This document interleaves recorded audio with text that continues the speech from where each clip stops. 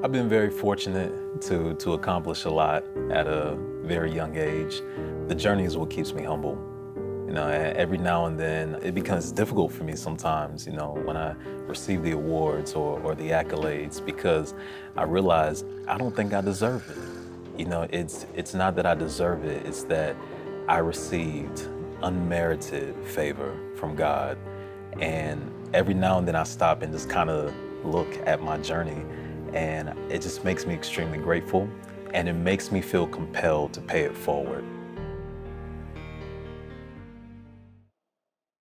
I went through a lot as a child. I dealt with domestic abuse and violence and drugs, and that's kind of what my life entailed. And it created a very disgruntled young man, and that often manifested in school. I never cared about education. I hated teachers. I hated school. The only reason why I wanted to be there, honestly, was for basketball.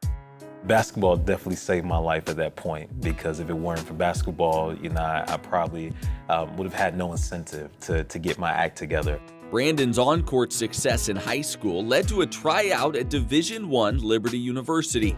However, a knee injury ended his collegiate hoop dreams before they could even begin. Without the sport that motivated him, Brandon dropped out of school and took a job working in a factory.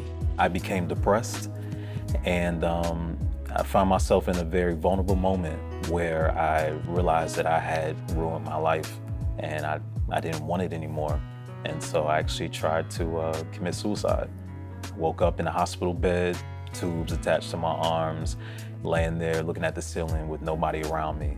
And that was a very defining moment for me, because I was at my lowest place in my life. And I remember laying on that bed, and I kind of just prayed to God and said, God, please, if you'll make a way for me to fix my life, I promise you, I won't take it for granted.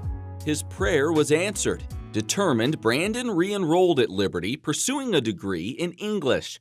But a lack of an academic foundation quickly caught up to him. I'm sitting in these classes now, listening to these professors using all this sophisticated rhetoric and jargon, and I'm trying to keep up, but I just simply can't. I made a life-changing decision. I went back to my dorm room, and I took my television, my PlayStation, every form of entertainment that I had. I actually took it and I sold it, and I used that money to buy books. And I locked myself in my room every single day, and I just read religiously.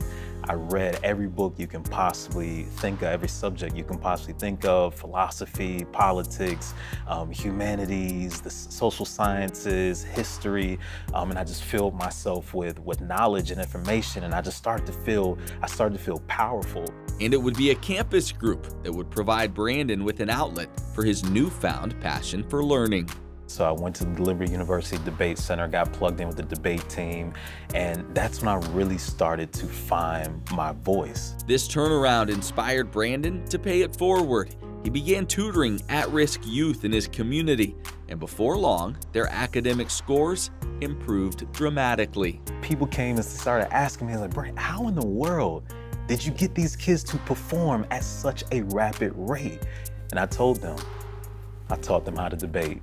The program's success caught the eye of famed educator Ron Clark.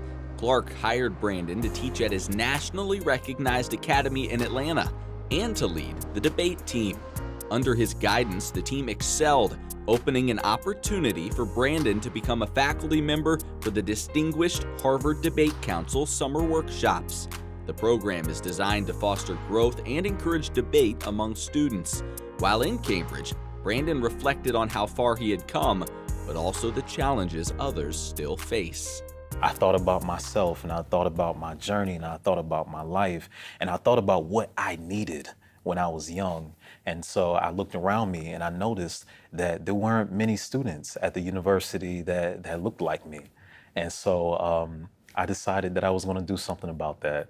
And so I actually came up with the idea to create a diversity pipeline program that would recruit, train, and feed students of color into the Harvard Debate Council's Summer Institute. But you have to listen and question. Listen and question. Play with the backing of the university, Brandon launched the Harvard Debate Council Diversity Project in Atlanta. An inaugural class of 25 minority students kicked off the program. They met over the course of an academic year for rigorous training designed to prepare them to take part in the summer residential program at Harvard. But beyond that, this diversity project is helping these young scholars find their voice. You delivered that speech. Awesome job. A lot of minorities are not equipped to lead. But what does that mean? What do you need in order to be a leader? It's impossible to lead without the ability to persuade. It's impossible to persuade without the ability to reason. And it's impossible to reason without the ability to debate. And so by teaching these kids debate, we are equipping them with the tools that they need to be able to be agents of change. I think that they look up to him and they can actually see themselves through him and see that excellence is attainable. If he did it, they can do it. So I just think he's the perfect person for them to believe, and that's what they're doing in this program. For Brandon, the second chance God gave him now provides a first shot at success for minority youth. All of that failure was nothing but preparation for this moment right now, where it gives me the ambition and it gives me the determination, because when I look into the eyes of all of these young people, I see myself. I see the young man that needed guidance. I see the young man that needed affirmation. I see the young man that just needed somebody to tell him, you can do it. Somebody to tell him, you're just as good. And so that's what we're telling these kids now. Not just these kids, but young Black kids all over the world. They are just as good. They are just as talented. And it's up to us to create opportunities for them to show the world exactly that.